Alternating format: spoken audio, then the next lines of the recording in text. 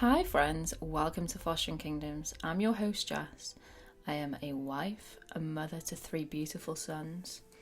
You can usually find me with a coffee in hand, but I'm also a foster carer and a veteran. But I'm also someone who believes deeply in the power of showing up for ourselves and for others.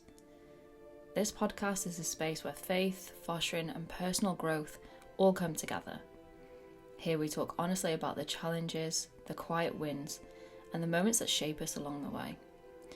Whether you're a foster carer, whether you're considering the journey, or simply someone who wants to live with more purpose and compassion, then you are in the right place. And I'm really glad that you are here. So let's dive into today's episode. As we step into the new year, there's something about this season that invites reflection. We look back at what we've carried over the year. We look at what stretched us and what shaped us, and the small moments or the big moments that we feel have crushed us. But we also look at the wins that we've had.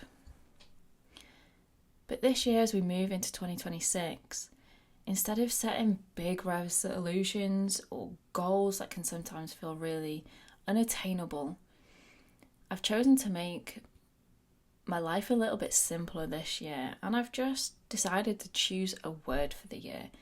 So I invite you to do the same. If you feel like at the moment you don't have any resolutions or you don't have any big goals right now, I invite you to just choose a word for the year and let me know in the comments below what you choose. But I've chose a word that will help anchor me, a word to return to when things feel heavy, and a word that feels honest for the season that I'm in right now. So the word I've chosen for 2026 is strength. And today I want to talk to you about what strength really looks like, especially through the lens of faith and fostering, and why I believe this year can be one of growth, grounding, and hope. So let's look at redefining strength. Because when we hear the word strength, we often think of pushing through, holding it together, being tough, not breaking, just having to carry everything by yourself. But the kind of strength that sustains us, especially in fostering, this looks really different to just everyday worldly strength. Strength in fostering is staying soft in a world that hardens people. Strength is remaining consistent when things feel really uncertain. It's choosing patience when exhaustion would be easier. And it's asking for help instead of pretending that you're fine. Because real strength isn't loud, it's steady. And this is definitely something that I have experienced over the past couple of weeks, and I really feel like God has led me into leaning more into His strength for 2026, not relying upon my own strength to get through these hard times. And Scripture reminds us the truth of this so clearly. Psalms 46:1 says, "God is our refuge and strength, an ever-present help in trouble." Strength doesn't mean never needing help. It means knowing where to turn when you do need help. God is always there when we are in trouble. So our strength is built over time. And if you're listening to this as a foster carer, you already know this, that strength is built slowly. It's built in the nights where you stayed calm, when everything you wanted to do is to just react and maybe even scream and just be so reactive in that moment, but instead you find the strength to just be calm. It's built in the mornings when you've got up, even when your heart feels heavy. In the moments that you showed grace when no one else is watching. You don't wake up one day just strong. You become strong through showing up again and again. And sometimes we underestimate ourselves because the growth happens so quietly, so subtly.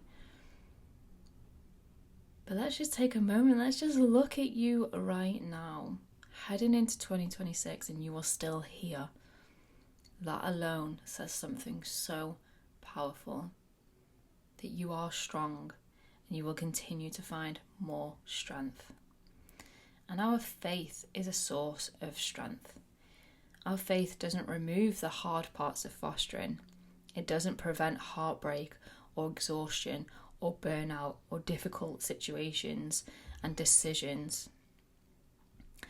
But faith does this incredible thing instead. It holds you steady when everything else feels unstable. And honestly, there have been seasons where my prayers weren't confident or poetic.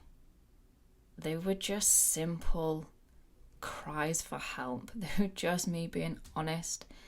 And most of the time, I was coming to God exhausted at this point. But God still met me where I was, and he still gave me the strength. And 2 Corinthians 12:9 says, "My grace is sufficient for you. My power is made perfect in weakness," and God will show up when we are weak, and he will provide our strength to get through. And honestly, that verse has followed me through so many different seasons of my life, because it reminds me that I don't have to be at my strongest for God to work in my life. I don't have to have all of the answers. I don't have to carry everything alone, because God's grace will step in when my strength runs out. He will always be there for us. And just knowing that helps us when we have to look at our strength. Strength in fostering looks really different to worldly strength. In fostering, strength isn't about control, but it's about consistency. Now, as a person who's always struggled with control issues, wanting to control every small aspect of everything and everyone, I've really had to give it to God and just say to him, like, I am choosing to stay regulated when the behaviours escalate, Lord. I'm just giving it to you. I've had to learn to hold boundaries with compassion and give the rest to God. I have loved without guarantees and just known that the rest is up to God. I've stayed present even when the outcomes are uncertain, but I have given it all to God. Because my strength is staying when walking away would be so much easier at times. And if no one has told you this lately, that kind of strength does change lives.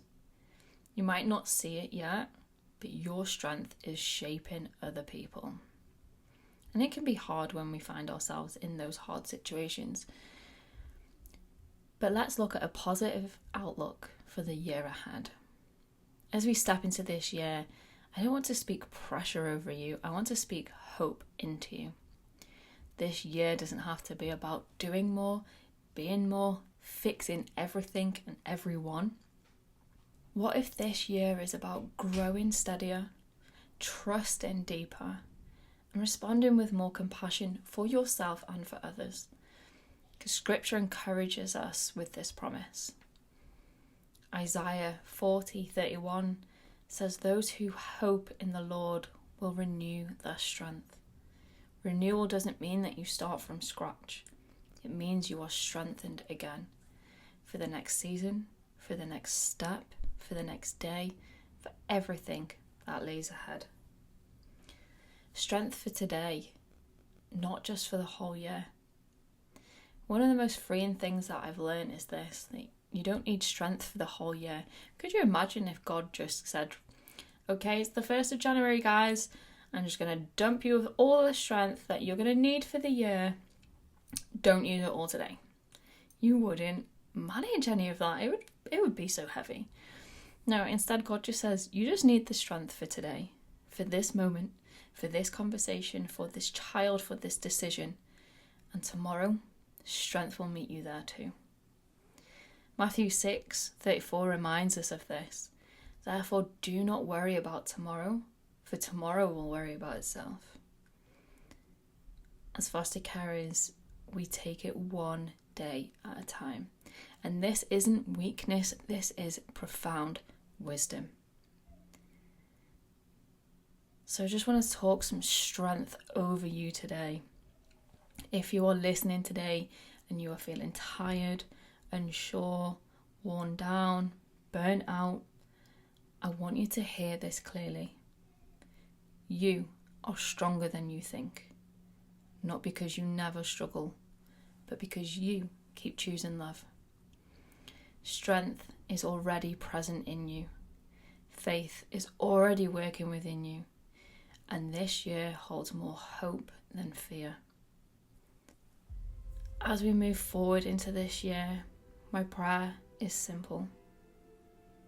I pray that you would feel supported, that you feel strengthened, and that you will remember that you don't walk this journey alone. Thank you for being here with me on Fostering Kingdoms. I can't wait to continue this journey with you, one honest conversation at a time. I'll catch you on the next episode.